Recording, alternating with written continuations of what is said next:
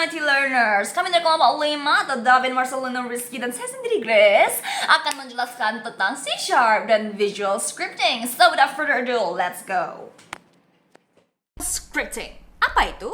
Itu artinya semua logika ditulis dengan menggunakan elemen visual yang dihubungkan ke dalam graf. Dalam visual scripting nanti ada 2 graf yang akan kamu pelajari. Pertama adalah script graph dan satu lagi adalah state graph. Tapi yang akan kita dalami adalah script graph. Oke.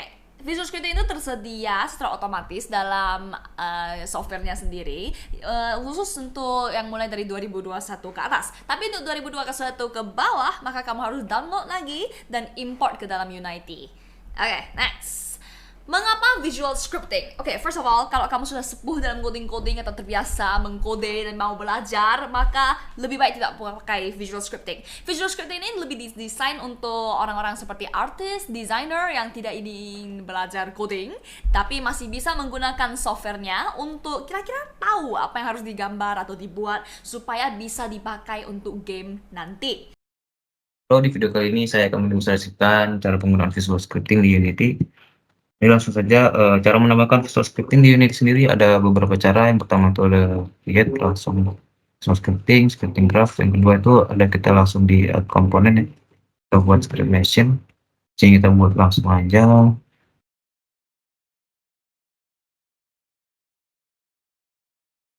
Di sini kita bisa langsung edit langsung. Kita bisa klik 2 kali ataupun bisa edit di komponen tadi. Edit graph. Jadi tujuan kita di sini untuk menggerakkan objek player kita gitu, bisa ke atas, ke bawah, kiri, kanan. Karena kita harus tambahkan komponen rigid body dulu agar bisa dapat gerakan. Langsung edit aja. Sini kita langsung note set velocity.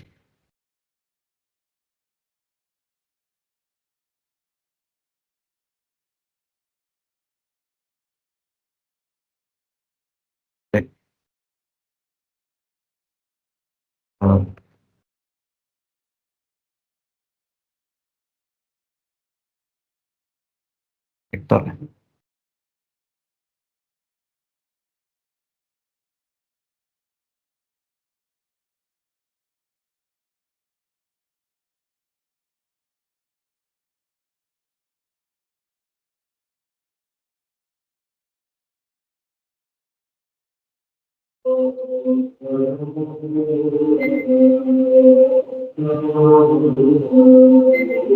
Nah, di sini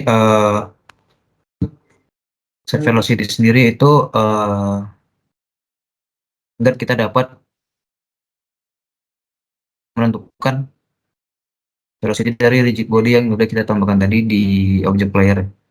Nah, vektor 3 sendiri ini kita pecah dari set velocity sini, jadi kita dapat memodifikasi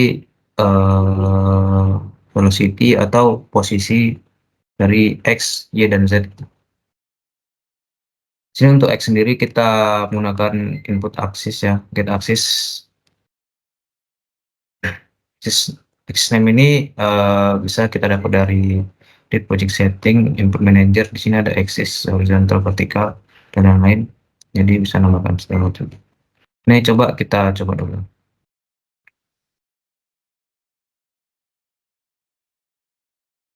Saya ini belum berhasil sih. Belum berhasil ya. Nah, di sini kita juga bisa dapat memisahkan lebih mudah. Bisa langsung berhasil, kita harus namakan speednya gitu ya.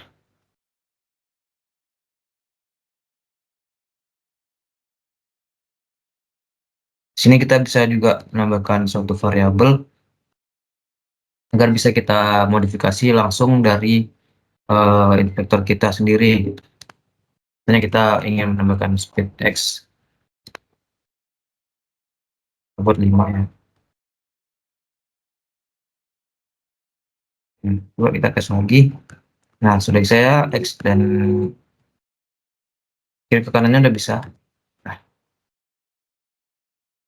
Ini kita ingin tambahkan bagian Y-nya gitu, atas dan bawah. Sama kayak ini, cuman beda X saja. Kita copy bisa juga, kita tinggal ganti ganti file. Ini juga kita buat objek baru biar berbeda objeknya ya. Speed, kita buat sama speednya. Kita langsung drag aja, kita langsung aja ke Y, ini ke B.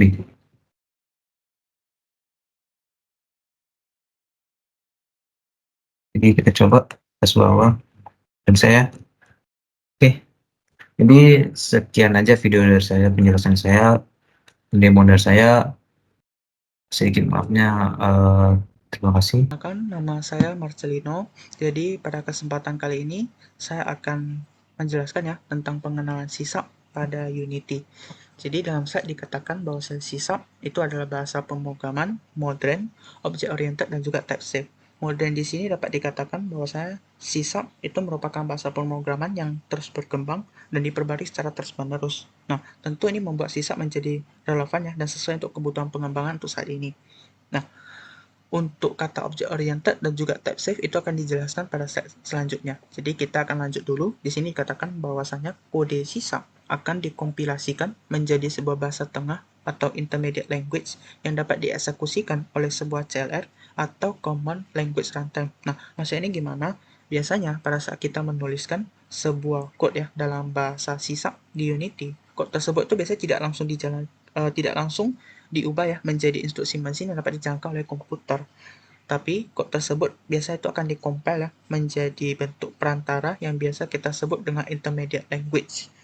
Nah, jadi bisa dikatakan bahwa intermediate language ini merupakan sebuah bahasa perantara yang sifatnya itu independen dan tidak langsung dijangkau oleh komputer. Jadi intermediate language ini harus dieksekusi oleh sebuah lingkungan runtime ya yang biasa kita sebut dengan CLR atau Common Language Runtime. Nah, intinya pada saat kita menulis sebuah code C# ya, compiler itu akan menghasilkan sebuah file yang berisi intermediate language ya yang sesuai lah ya dengan code yang kita tulis tersebut. Nah, pada saat kita menjalankan permainan atau game tersebut, CLR atau Common Language Runtime itu akan mengambil file intermediate language tersebut dan menjalankannya dalam sebuah lingkungan runtime. Nah, di sini, CLR itu akan menerjemahkan setiap instruksi yang ada di dalam intermediate language itu menjadi instruksi mesin yang dapat dijalankan oleh komputer. Nah, dengan ada konsep seperti ini, tentu CLR dapat menangani perbedaan dalam sistem operasi sehingga membuat game dapat berjalan di berbagai platform, misalkan di Windows, di Linux, iOS, Android, dan lain sebagainya. Kemudian di sini juga dikatakan bahwa Unity menggunakan C# sebagai bahasa utama untuk scripting selain Visual Scripting. Nah, jadi dalam Unity itu ada dua metode yang digunakan untuk mengembangkan sebuah game ya. Yang pertama itu dengan metode modding ya. Modding menggunakan bahasa C# dan yang satunya lagi itu tanpa modding atau biasa kita sebut Visual Scripting. Berbeda dengan bahasa seperti JavaScript dan Python yang menggunakan dynamic type system, di mana sebuah variabel itu bisa memiliki tipe yang berbeda sesuai keperluan. C# mengharuskan setiap variabel mempunyai tipe yang statis. Di sini variabel S-nya itu sudah bertipe string. Nah, mungkin dalam JavaScript ini diperbolehkan, namun akan berbeda ceritanya bila kita sudah masuk dalam C#, di mana hal tersebut tidak diperbolehkan. Jadi dalam C# itu kita tidak bisa mengubah ya tipe data yang satu menjadi tipe data yang lain. Jadi apabila di awal kita mendeklarasikan variabel tersebut bertipe integer, maka variabel tersebut akan selalu atau tetap bernilai integer selama program tersebut berjalan. Nah, di sini kita lihat pada contoh, di sini ada variabel velocity ya, tipenya itu vektor 2. Nah, di sini dijelaskan bahwa vektor 2 adalah tipe dari velocity, di mana kita tidak bisa menyisipkan nilai float atau boolean ke dalam variabel tersebut. Nah, kita lihat pada contoh bila kita mencoba ya merubah tipe data dari variabel velocity itu menjadi float, yakni 0,5f, di situ ada peringatan, yakni peringatan bahwa ini tidak berjalan. Nah, di situ ada garis merah di bawah. Nah, di sini saya jelaskan sedikit ya, bahwa vektor 2 itu, tipe data vektor 2 itu mewakili vektor 2 dimensi, atau dengan kata lainnya itu merupakan pasangan nilai numerik. Jadi itu ada nilai X dan Y, inputannya itu ada 2. Jadi dalam kasus ini, pada saat kita mencoba memasukkan nilai float ke dalam variable velocity ini tidak berjalan ya. Mengapa? Karena nilai float itu tunggal. Nah, oleh sebab itulah kita harus menginput dua nilai di dalam variable velocity ini agar kode tersebut bisa berjalan. Nah, object oriented sendiri di sini dikatakan bahwasanya merupakan sebuah paradigma pemrograman yang menganggap setiap komponen sistem dapat direpresentasikan dalam bentuk objek. Nah, berbicara soal object oriented tentu akan menyinggung ya sedikit tentang object oriented programming atau OOP. Jadi OOP itu merupakan sebuah pemrograman yang berfokus pada konsep objek. Nah, konsepnya mungkin sama, di mana objek itu memiliki nilai data ya atau atribut, kemudian ada perilaku atau metode dan juga memiliki hubungan dengan objek yang lain. Nah, di sini katakan bahwa objek itu mengandung data, field, atribut, properti, dan kode atau metode sebutannya. Nah, di sini juga dikatakan bahwa sebuah kelas dapat dianggap sebagai sebuah blueprint untuk sebuah objek. Blueprint di sini bisa kita katakan sebagai template ya, atau cetakan lah ya. Jadi, untuk mempermudah pemahaman, kita bisa menganalogikan, misalkan manusia itu adalah sebagai sebuah objek, di mana manusia itu memiliki atribut nama, jenis kelamin, usia, dan lain sebagainya. Kemudian, metode di sini bisa dikatakan sebagai sebuah kemampuan ya, untuk melakukan tindakan tertentu. Jadi, misalkan objek manusia itu bisa berjalan, berlari, menari, ya, dan lain sebagainya. Nah, biasanya sebuah kelas itu akan mendefinisikan struktur atau atribut ya dan juga metode dari sebuah objek. Jadi setiap kali kita membuat sebuah objek baru ya dari sebuah kelas, sebenarnya kita sudah membuat sebuah turunan dari kelas tersebut yang memiliki atribut dan juga metode yang sesuai dengan definisi yang kita sebutkan pada kelas di awal. Di situ juga ada kata public ya, di mana di situ dikatakan bisa diakses. Nah, public sendiri ini memiliki arti bahwasanya setiap atribut ya dan juga metode dari kelas tersebut itu dapat diakses oleh kode di luar dari kelas tersebut. Di slide ini kita menjelaskan tentang visibility dan juga inheritance, di mana di sini katakan inheritance itu untuk menambah fungsionalitas dan menggunakan ulang fungsionalitas yang sudah ada ke atau dari sebuah kelas. Jadi sebuah kelas baru ya, atau kita katakan turunan dari sebuah kelas itu dapat mewarisi sifat dan juga metode dari kelas yang sudah ada atau dari kelas induknya. Tentu hal tersebut memungkinkan kita ya untuk melakukan penambahan, misalkan menambah fungsionalitas baru, ataupun misalnya kita ingin kembali ya menggunakan fungsionalitas yang sudah ada pada kelas induknya atau kelas sebelumnya. Kemudian di sini juga dijelaskan sedikit ya tentang perbedaan dari public, private, dan juga protected. Di mana kalau untuk public di sini bisa diakses untuk setiap nilai atribut dan juga metodenya itu bisa diakses dan digunakan di luar kelas, atau bisa kita katakan bisa dipakai di luar kelas tempat objek tersebut didefinisikan. Kemudian ada private, bedanya untuk yang private di sini atribut dan juga metodenya itu hanya bisa diakses di dalam kelas tersebut atau di kelas tempat objek tersebut didefinisikan. Kemudian yang terakhir itu ada yang protected, di mana setiap atribut dan metode itu bisa digunakan di kelas dan kelas lain yang diturunkan dari kelas tersebut. Nah, jadi untuk setiap kelas turunan itu dapat mengakses nilai atribut dan juga metode dari kelas induknya. Nah, jadi di dalam Unity itu dia tidak datang dengan kode editornya sendiri. Jadi kita memerlukan sebuah aplikasi pengeditannya, kode eksternal dari luar. Nah, dalam hal ini kita menggunakan yang namanya Visual Studio Code. Jadi untuk menggunakan Visual Studio Code dalam Unity itu ada beberapa langkah-langkahnya. Yang pertama itu kita memastikan bahwa Visual Studio Code sudah terinstall. Apabila sudah terinstall, kita membuka Unity, pilih bagian preference, kemudian pilih external tool, di mana nanti di external tool ini akan membuka sebuah jendela ya yang memungkinkan kita untuk mengatur pengaturan eksternal. Nah, termasuk di dalamnya itu nanti untuk mengatur VS Code. Nah, kemudian kita pilih yang bagian VS Code. Kemudian kita install ekstensi seperti di samping. Nah, di sini ada logo ya dari Unity itu bagaimana. Kemudian bila sudah kita setup, kita dapat mengklik pada script di Unity untuk membuka Visual Studio Code secara langsung di workspace project Anda. Nah, Sore, saya akan mendemonstrasikan bagaimana menggunakan C# dalam Unity. Jadi, C# itu apa? C# dalam Unity itu digunakan sebagai bahasa scripting. Jadi game kita itu selain perlu sprite-nya, selain perlu rigid body, terrain dan sebagainya, dia juga perlu logika. Jadi contohnya kayak pergerakan pemain apa yang dilakukan musuh, kondisi game over. Nah, itu semua merupakan logika. Dan logika ini diimplementasikan menggunakan scripting. Jadi scripting di Unity itu bisa dilakukan dengan menggunakan Visual Scripting atau C#. Jadi saya akan memperkenalkan bagaimana pakai C# dulu ya. Jadi C#, jadi biasanya bahasa yang kita pernah pelajari di mata kuliah sebelum ini, itu kan itu merupakan bahasa yang dynamic. Type systemnya itu dynamic. Artinya dalam sebuah type, contohnya ini adalah sebuah variable. Variable ini bisa saya isi apa saja, bisa saya isi angka, bisa saya isi string dan sebagainya. Nah, setelah saya buat isinya, contohnya ini ada sebuah variable test float lah. Nanti saya juga bisa ganti isinya dengan dari string, bisa juga saya ganti dengan boolean.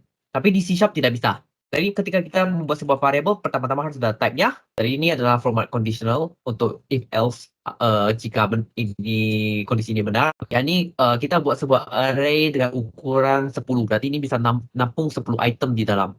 Jadi kita langsung buat isinya itu apa saja. For each ini digunakan untuk loop untuk array. Jadi ini mirip loop for of di JavaScript. Jadi di C# itu kan dia berbasis OOP. Jadi kita bermain-main dengan objek dan kelas. Jadi objek itu apa? Objek itu merupakan kumpulan dari data dan kode yang bisa dijalankan pada data tersebut. Jadi contohnya di atas sini ada sebuah kelas. Jadi sebuah kelas itu kurang lebih kayak sebuah blueprint. Jadi dengan blueprint ini kita bisa membuat beberapa objek-objek lain. Jadi dalam sebuah kelas kita ada beberapa property dan kita juga ada method. Method call ini kurang lebih fungsi lah. Cuma di C# itu tidak ada function, dia cuma ada method aja. Jadi semua fungsi kayak ini kan, ini harus di dalam kelas. Misalnya kayak di JavaScript ada console log, di Python ada print. Kalau kita mau print ke console, C# sebenarnya ada metodenya sendiri. Tapi kalau misalnya kamu pakai Unity, pakai yang nih, Unity debug log. Baru taruh string apa saja. Ada juga satu konsep yang perlu kita tahu di C# yaitu generic. Saya ingat di C# itu kita main-main dengan type yang static. Artinya kita harus tentukan type-nya dulu baru kita bisa buat. Nah, anggap saja kita ada sebuah fungsi yang bisa menerima berbagai type. Nah, apa harus kita lakukan? Sebenarnya ada dua cara. Pertama-tama Anda bisa buat berbagai variasi. Contohnya kayak ini. Nah, ini namanya method overloading atau ya overloading. Jadi satu metode ini bisa ada beberapa implementasi, yakni menerima in, ya ini menerima float. Itu valid, ini bisa. Bisa juga Anda membuat sebuah generic, fungsi generic. Jadi T ini adalah merupakan sebuah type generic, ya kan? Jadi saya bisa kasih sebuah, saya tidak perlu spesifikasikan type-nya itu apa. Ini bisa saya pakai pakai string. Jadi dia menerima string, kembali ke string. Bisa juga saya ganti dengan 8F. Ini berarti jadi float ya. Nah, dia menerima float, kembalikan float. Jadi dia kayak isi template yang nih. T-nya tuh kayak placeholder. Placeholder untuk type-nya. Soalnya class. Tadi sudah saya bilang class itu merupakan sebuah blueprint. Jadi dia ada property dan method. Nah, ini jadi setiap kelas itu kan, dia ada sebuah constructor. Constructor itu adalah sebuah method yang dipanggil untuk membangun kelas tersebut. Jadi contohnya saya kasih dia sebuah value, saya sisipkan ke dalam property yang ada di dalam sini. Jadi dalam sebuah kelas dia ada beberapa keyword, public, protected, dan private. Ini merupakan visibility. Jadi visibility itu apa? Visibility itu mungkin lebih baik kita tetap tunjukkan saja. Di sini saya ada membuat sebuah kelas baru. Oke, kelasnya saya coba akses. Nah, public property, public itu berarti bisa diakses semua orang. Jadi public property ini oke tersedia karena saya di kelas introduction ya, nih ya. Di kelas introduction. Tapi property itu ada di test class. Nah, karena dia public, saya bisa akses dari luar. Tapi kalau protected, nggak bisa. Private, lebih nggak bisa lagi. Jadi ini merupakan cara kita mengontrol akses ke data dari kelas kita. String interpolation. Kalau di C# taruh sebuah $sign, baru nilainya dimasukkan ke dalam curly brace ini. Oke. Kita coba lihat, kita coba perhatikan bagaimana kita membuat sebuah script. Kita coba lihatlah anatomi dari sebuah script itu apa. Jadi sebuah script itu perlu diturunkan dari kelas monobehavior. Jadi monobehavior itu apa? Monobehavior itu adalah untuk menghubungkan script ini ke dalam game object. Semua nih kode yang di dalam sini akan dijalankan pada tahap-tahap tertentu di dalam kehidupan dari game objeknya. Jadi contohnya start. Start nih dia dieksekusikan ketika game objeknya pertama di-load, dibuat, baru ada juga update yang dijalankan setiap frame. Ada juga yang lain sih, tapi sebenarnya kita nggak cukup waktu untuk menjelaskannya. Contohnya kayak fix update, ada juga on disable, on enable, on destroy, itu silakan cari sendiri. Saya akan coba jelaskan yang basic ini aja. Jadi setiap variabel yang publik atau yang diawali dengan serialized field nih bisa kita akses dari inspektor. Contohnya di sini lah.